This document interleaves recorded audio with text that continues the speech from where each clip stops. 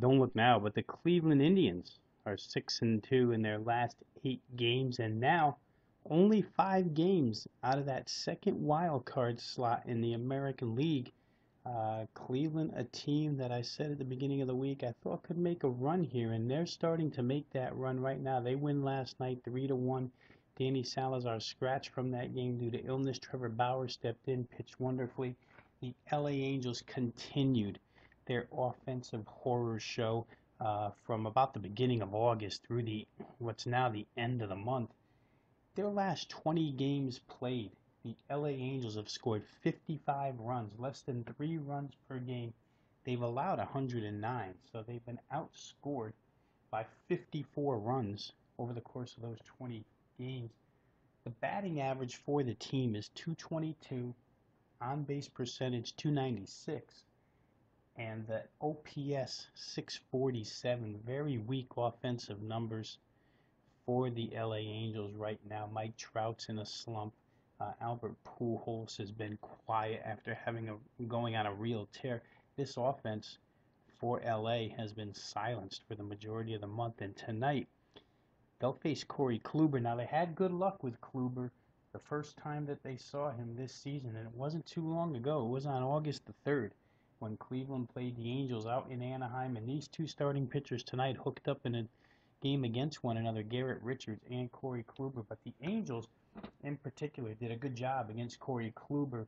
5 2/3 innings, they got him for 10 hits and 5 earned runs. That's been very rare for the Angels this month, and at home, where Kluber has excelled as of late, I'd have to believe that he gets the better of them this evening. Corey Kluber, over the course of his last 37 1/3 innings, his whip is 0.72. He struck out 41 in those 37 1/3 innings. Much like Jordan Zimmermann, who I talked about earlier in this podcast, the home run ball has really bitten Corey Kluber. He's had some lack of offensive support in a couple of games, especially his most recent outing against the Chicago Cubs on Monday, where he pitched a stellar 7 2/3, only allowed 4 hits and 1 run, but could not get a win. The team lost that game. Just not enough offensive support for Kluber.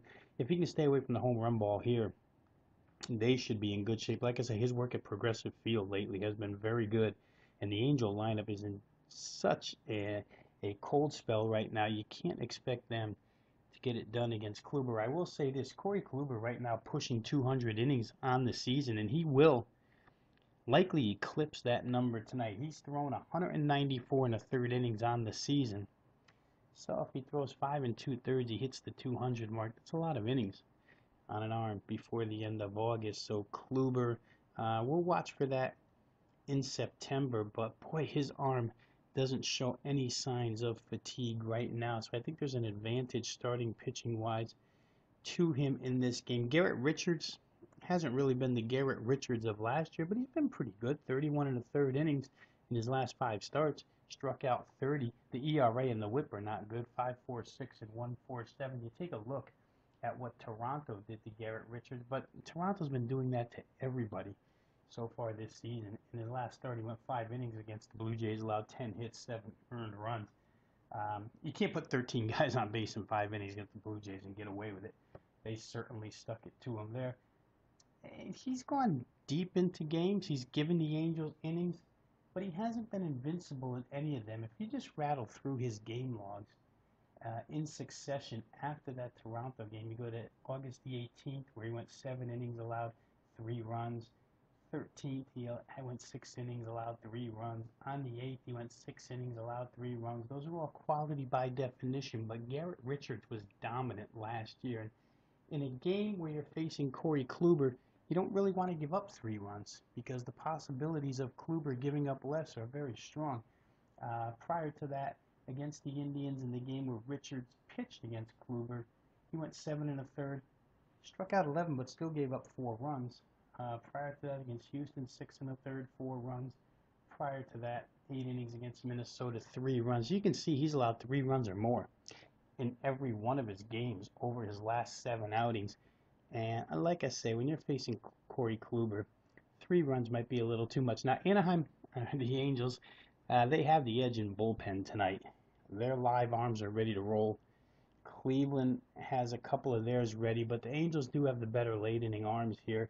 Hey, Cleveland could certainly lock it up with Brian Shaw if they had to in this game tonight. It's not like he hasn't done that before, but Cody Allen, their closer, has thrown 3 of the last 4 days, and you just wonder if he'll be available here tonight.